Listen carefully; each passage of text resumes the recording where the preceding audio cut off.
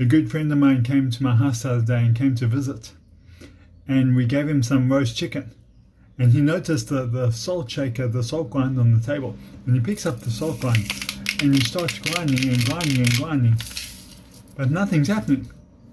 He didn't realize the lid was still on the grinder. See, and this salt can actually get out of the salt shaker, out of the salt grinder, and come into contact with the food. It will never be able to draw out the flavor on that food.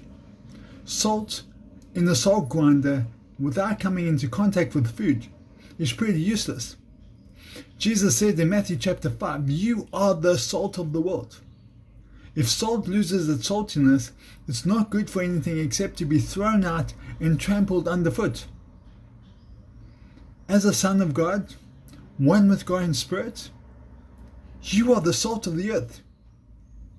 If you don't actually get out of the salt grinder, you've lost your saltiness in a sense. You're useless.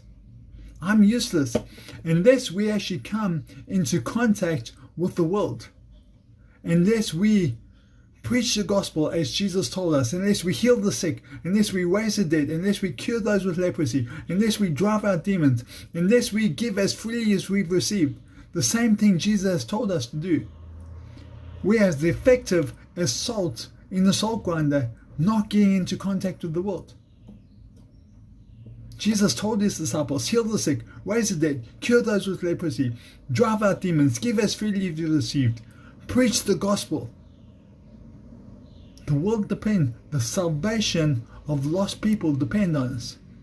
And Jesus gave us the kingdom. He gave us the authority to extend his kingdom. He gave us the mandate and the authority to extend his kingdom.